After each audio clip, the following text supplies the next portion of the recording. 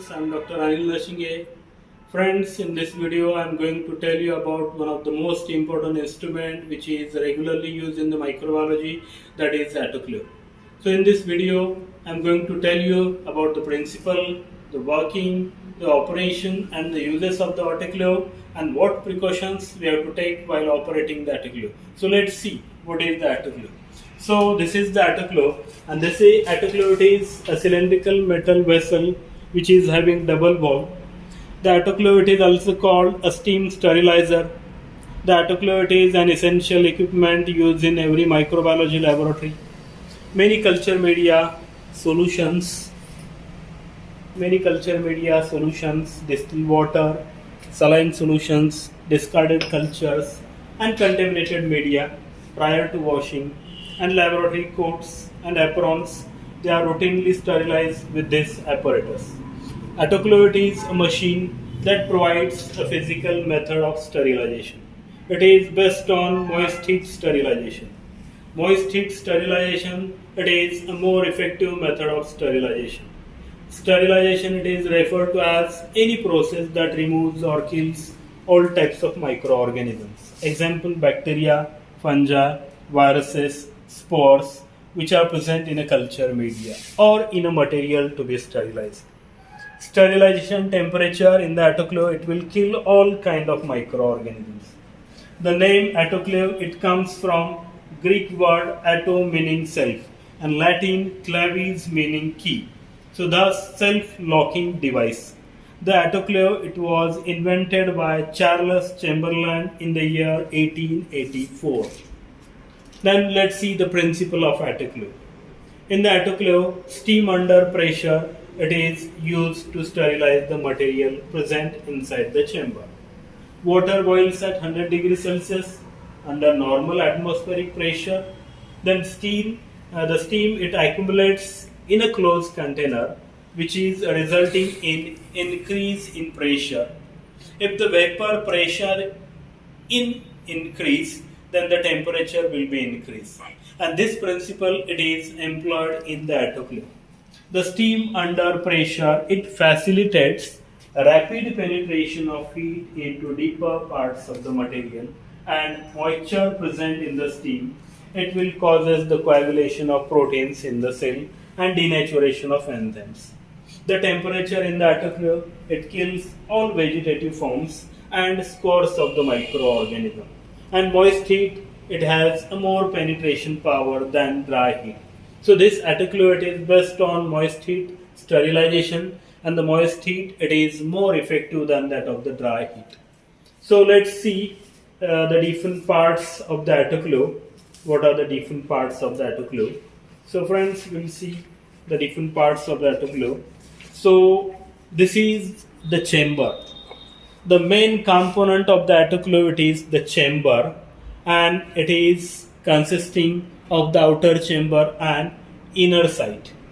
Then it is made up of stainless steel or gunmetal, and into the autoclave there are different parts. So the size of the chamber, it may range from 100 liter to 3000 liter. Then different parts of the autoclave we will discuss. So this is the first most important part of the autoclave is lead. So this is the lead, which is an important part of the autoclave, and that lead, the purpose of the lead, it is to seal off the outside atmosphere and create a sterilized condition to the inside of the autoclave. The lead is made airtight via the screw clamps. So these are the screw clamps. So with the help of these screw clamps, so the lead is closed and it is made airtight. So we can close the lead with the help of this screw clamps, and that is made airtight. So to create a sterilized condition into the inside of the autoclave. And the lead, it consists of various components. So one of the most important component, it is the pressure gauge. So this is the pressure gauge which is present on the lead, and that is the purpose, it is to indicate the pressure which is created in the autoclave during sterilization. So here we can see there that will indicate the pressure 0, 5, 10, 15. So that is the pressure gauge which indicate the pressure which is created into the autoclave during sterilization. Then the pressure gauge, it is essential and it assures safety of the autoclave and working condition of the operation. Then the pressure releasing unit or vessel. So friends, this is vessel, and that vessel it is present on the lid of the autoclave, and it is same as that of the pressure cooker, and this vessel it controls the pressure inside the chamber. So by releasing a certain amount of vapor by lifting itself, so the excess amount of the pressure it will be released by through this vessel by lifting itself. So it is also one of the most important component. Then another important component, it is safety valve. So this is safety valve. So it will guard against accidents, and safety valve it is present on the lid of the autoclave, and it is very important in the cases where the autoclave it fails to perform its functions and the pressure it will increases excessively or uncontrollably. In that case, the safety valve it is found to be very important. And next one is we'll see the inside of the autoclave.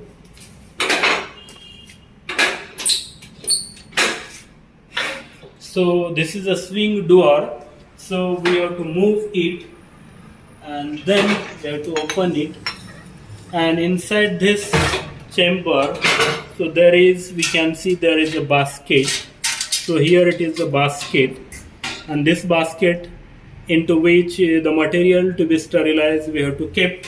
Suppose we are having the conical flask and the culture media, so that we have to place inside this basket, and then we can sterilize them inside this autoclave. So one of the most important thing is that we can see that this is the culture media, and we have to, this culture media it is wrapped with the paper, so it should be plugged with the cotton, so that the filtered air it should be entered, and the steam it should not be the water it should not be penetrated inside this flask. So we have to place them into this inside basket. While performing operating the autoclave, certain precautions we have to be followed. So inside that we can see at the bottom there is a heating coil. So when we switch on the autoclave, then with the help of this heating coil that will heat the water, that will boil the water, and we can get the desired pressure and the temperature. So one of the most important thing is that, so we have to add the water to the sufficient level. So water level it should be adjusted, and the water level it is added in a such a way that the heating coil it should be immersed, it should be deep inside the water. If the sufficient amount of the water it is not added, then the heating coil it will be burned. This basket inside, then all the materials, suppose these are the conical flask or the culture media, we can sterilize into the autoclave. We place it into the autoclave, so close the lid, and then we will airtight these screw clamps. We will close this latch on the autoclave. So the autoclave is switch on, and as we switch on the autoclave, the water inside the autoclave it will start boiling, and the steam it will be accumulating inside the chamber. The pressure it will be increased, and as the pressure is increased, as this is a closed chamber, the steam it will not be evacuated, so the pressure it will be increased, the steam it will be accumulated. As pressure is increased, the temperature will be increased, and we can get the desired temperature. So the autoclave is usually operated at the pressure of 15 psi or 15 lb per inch square at the temperature of 120 degrees Celsius.